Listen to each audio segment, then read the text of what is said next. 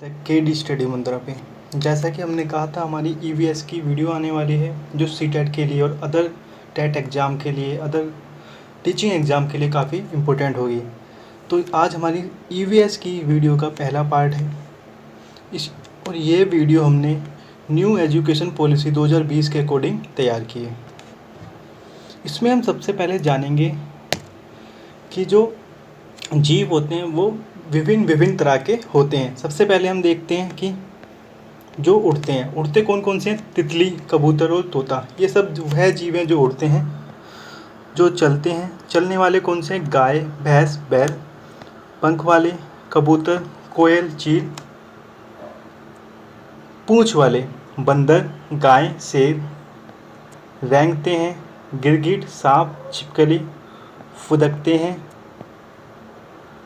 मेंढक, कंगारू, खरगोश। पैर वाले गाय, बकरी और भालू। उसके बाद हम देखते हैं जो जीव जंतु होते हैं उनके जो रहने के स्थान होते हैं वह भी क्या होते हैं, अलग अलग तरीके के होते हैं। अब डालियों पे कौन से जंतु रहते हैं। डालियों पे कौन रहता है, तोता, कौवा और बंदर। तने पे कौन रहता है, दीमक, चींटी और गिलहरी।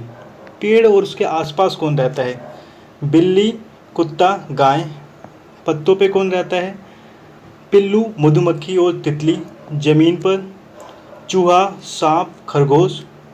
ये सब जीव जंतु जो हमने जाना कि सब ये अलग अलग जगहों पर रहते हैं। अब मशहूर कलाकार विष्णु चिंचलाकर। अब ये विष्णु चिंचलाकर थे कौन, ये इंदौर में रहने वाले थे और इन्होंने सूखे पत्तों पर चित्र बनाने की जो कला थी वह चालू की थी।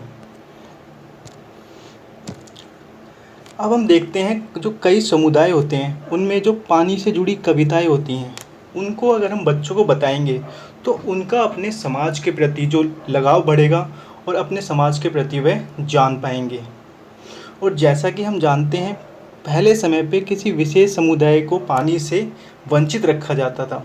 ऐसे विषयों पे हम बच्चों को उनको बारे में बता के, ऐसे विषयों पर चर्चा करके बच्चों को इसके प्रति संवेदनशील बना सकते हैं। और यह क्वेश्चन तो हमेशा पेपरों में आता है कि बच्चों का पहला विद्यालय कौन सा होता है। तो जब भी ये क्वेश्चन आए तो हमें ध्यान रखना है बच्चों का जो पहला विद्यालय होता है वह उनका परिवार होता है। अब चूहों की बात करते हैं। जो चूहे होते हैं वह क्या होते हैं, उनकी देखने की शक्ति काफ़ी कम होती है, लेकिन उनकी सूंघने की, स्वाद की और किसी चीज़ को छूने की शक्ति उनकी काफ़ी तीव्र होती है। अब हम बच्चों को त्योहार पे जो हम घर सजाते हैं उसके द्वारा हम बच्चों को त्योहार का महत्व भी बता सकते हैं। जैसे हम उनसे बोलते हैं कि बेटा दिवाली को हम दिए जलाते हैं। जब वो पूछेंगे दिवाली को दिए किस लिए जलाते हैं, उसके बाद में वह दिवाली का महत्व जान पाएंगे। तो कोई भी त्यौहार हो उस पर जो घर सजाते हैं, कैसी तैयारियाँ करते हैं, उसके माध्यम से भी हम बच्चों को बता सकते हैं कि उस त्यौहार का हमारे जीवन में क्या महत्व है। अब खान पान क्या होता है, सबका खान पान क्या होता है, अलग अलग होता है। अगर हम नागपुर की बात करते हैं, नागपुर में क्या होता है कि दाल के अंदर चीनी डालकर खाई जाती है। अगर हम हांगकांग की बात करते हैं, हांगकांग में क्या होता है, हांगकांग में लोग को सांप खाना काफ़ी पसंद है और जिसको वह लिंग हू फैन कहते हैं। गोवा में लोग क्या करते हैं, तेल में बनी मछली खाते हैं। केरल में क्या होता है, लोग नारियल में डली करी के साथ उबला हुआ टैपिकोआ खाते हैं। अब जब भी ये क्वेश्चन आए हमें इसमें कंफ्यूज नहीं होना। जो गोवा में होता है, जो मछली होती है वह लोग नारियल के तेल में बनी हुई खाते हैं, और जो कश्मीर है, कश्मीर में सरसों के तेल में बनी हुई मछली लोग खाते हैं। अब एक बात ये आती है कि जैसे कि हमने कहा था कि पेडागोजी भी साथ में लेके चलेंगे, क्योंकि हमारी जो नई एजुकेशन पॉलिसी 2020 आई है उसमें बच्चों को पेडागोजी पार्ट पे भी ज़्यादा ध्यान देने के लिए कहा है। तो इसमें हम साथ के साथ पेडागोजी पार्ट को भी लेकर चलेंगे। तो इसमें हम देखते हैं कि बच्चों को विद्यार्थियों विभिन्न खानों के बारे में बता के बच्चों को विभिन्नता के बारे में बताया जा सकता है कि कैसे एक के बाद दूसरे घर में अलग खाना बनता है। हमें इस पे एक बात ध्यान देनी पड़ेगी, अगर हम बच्चों को इस प्रकार के अवसर देते हैं तो हमें सभी बच्चों को अवसर देना पड़ेगा, क्योंकि यदि किसी विद्यार्थी को अवसर नहीं मिलता अपनी बात बोलने का तो उसका उस पर नकारात्मक प्रभाव पड़ेगा। अब ये हम देखते हैं जो बच्चे होते हैं, बच्चों को अगर हम खाली जगह पे बच्चों समूह पे बिठा दें, उसके बाद हम बोलते हैं कि बच्चों आप पक्षियों का अवलोकन करें। अब बच्चा पक्षियों का अवलोकन करके सीखेगा कि किसी की चोंच लंबी थी, कोई काला था वो कौवा था, चील थी, किसी के पंख रंग बिरंगे थे, वो इस नाम की चिड़िया थी, कुछ मांस खा रहा था वह चील थी, वो हमारे ऊपर घूम रही थी। तो ऐसे बच्चे अवलोकन करना सीखेंगे।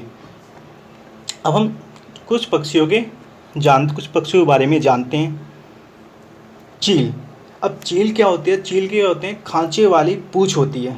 उल्लू अपनी जो गर्दन होते हैं काफ़ी पीछे तक घुमा सकते हैं।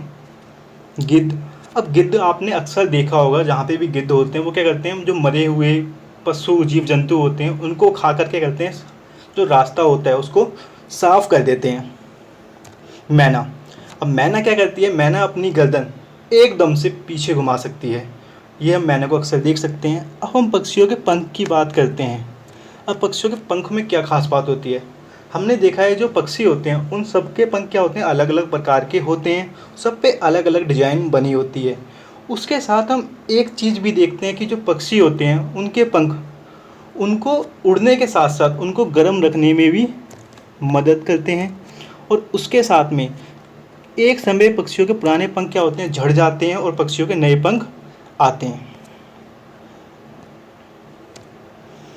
अब क्या है, बारिश पे हम बच्चों के संग चर्चा कर सकते हैं, क्योंकि बारिश के बच्चों के अच्छे और बुरे अनुभवों पे चर्चा कर सकते हैं। क्योंकि कभी क्या होता है, बारिश में हम गर्मी लगती है तो हम नहा लेते हैं, हमें अच्छा अनुभव होता है। लेकिन वहीं अगर हम कोई बच्चा स्कूल जा रहा है और वो बारिश में भीग गया, उसके संग वो बारिश का बुरा अनुभव होगा। अगर हम हाथियों की बात करें, हाथियों को क्या होता है, केले खाना और पानी में खेलना काफ़ी पसंद होता है। और हम देखते हैं कि जितने भी पेड़ होते हैं उनको जो ज़्यादातर जो पानी मिलता है वो बारिश का मिलता है।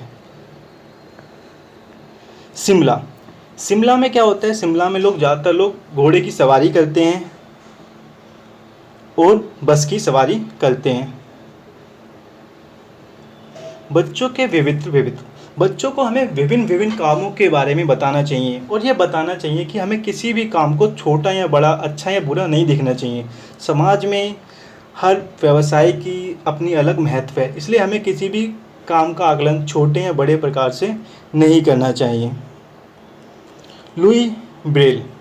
अब ब्रेल लिपि की जो आविष्कार किया था वह लुई ब्रेल ने करा था। अब लुई ब्रेल ने, हम यहाँ पे देख सकते हैं, हर अल्फ़ाबेट के लिए उन्होंने 6 बिंदु दिए हुए हैं। तो हमेशा याद रखना है, कभी भी ये क्वेश्चन आए, किसी भी एग्ज़ाम में आए, जो लुई ब्रेल ने जो लिपि का आविष्कार किया था उसमें हर अल्फ़ाबेट के लिए 6 बिंदु दिए हुए थे। अब हम क्या कर सकते हैं, कक्षा में जेंडर विषमता के बारे में भी चर्चा कर सकते हैं, बच्चों को इसके प्रति संवेदनशील बना सकते हैं।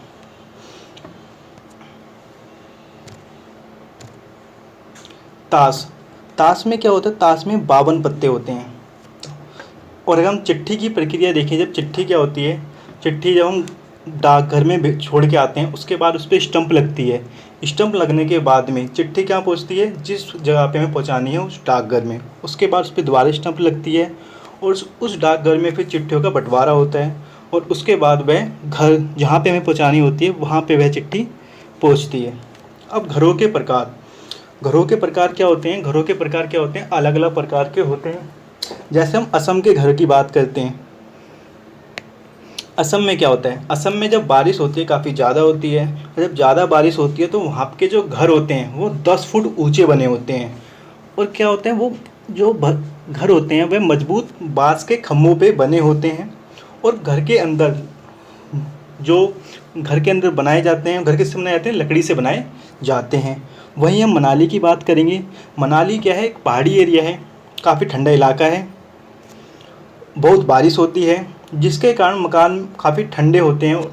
इसलिए वहाँ पे क्या होता है कि जो मकान होते हैं पत्थर के और लकड़ी के बनाए जाते हैं। और ये हम फ़ोटो में देख सकते हैं कि उनकी छत क्या होती हैं, ढालदार होती हैं, जिससे बारिश और बर्फ़ आसानी से नीचे गिर सके। राजस्थान में क्या होता है, राजस्थान में जो दीवार होती है काफ़ी मोटी होती है, मिट्टी की लिपि होती है, उन्हें पोत कर काफ़ी मोटा बनाया जाता है, जैसे कि हम इस फोटो में देख सकते हैं। कश्मीर कश्मीर कश्मीर में क्या है, हाउस बोट काफ़ी फेमस है। ये डल झील में चलती है और यहाँ पे इलायची और बादाम की चाय भी काफ़ी फेमस है, जिसे कहवा कहते हैं। हम बच्चों के प्रति हम बच्चों के साथ में जो जानवर होते हैं उन पर चर्चा कर सकते हैं कि बच्चों को जानवरों के प्रति संवेदनशील बना सकते हैं कि हमें जो जानवर हैं हमें उन्हें सताना नहीं चाहिए। इनसे क्या है, इनसे हमारे जो काफ़ी संबंध जुड़े हुए हैं, इनके संग हमें काफ़ी संवेदनशील रहना चाहिए। अब टंका क्या होता है? टंका टंका क्या होता है? टंका राजस्थान में जो पानी इकट्ठे करने वाले होज हैं उनको हम क्या कहते हैं? टंका कहते हैं। अब हम कक्षा में जल संरक्षण पे चर्चा कर सकते हैं और इस पे बच्चों के विचार भी जान सकते हैं। अब क्या है, कक्षा में बच्चों के विभिन्न विभिन्न परिवारों पे चर्चा की जाती है, क्योंकि हर जो बच्चा होता है अलग अलग परिवार से आता है। कोई एकल परिवार से आता है, कोई संयुक्त परिवार से आता है, किसी के में कितने फैमिली मेम्बर है, किस में अलग है। तो इस पर भी हम परिवार के हम चर्चा कर सकते हैं, जिससे बच्चा अपने आसपास के वातावरण, अपने आसपास के दोस्तों और उनके बारे में जान सकता है। अब बच्चों को मानचित्र के चिन्ह बताकर मानचित्र के महत्व बताएं, उसके बाद मानचित्र के चिन्ह बताएं, जिससे हमें विचार विमर्श करके बच्चों को मानचित्र के प्रति लगाव और उसको समझने में जानकारी प्रदान कर सकते हैं। बच्चों को कागज़ के बुनाई और कपड़े पे छपाई करके हम परंपरागत जो हमारी कला है उनको बढ़ावा दे सकते हैं और कला दिखाने का अवसर दे सकते हैं। अब क्या होते हैं, बच्चों और उनके परिवेश से मिलने वाले चीज़ों को, निर्भरता को समझाना चाहिए, जिससे क्या हो, जब बच्चा इन सब के बारे में जानेगा तो बच्चे की जो परस्पर निर्भरता है हमारी समाज के ऊपर, उसको वो बच्चा जान पाएगा कि क्या है, जो हमारा जो परिवेश का जो जाल है उसको बच्चा समझ सकेगा। Thank you.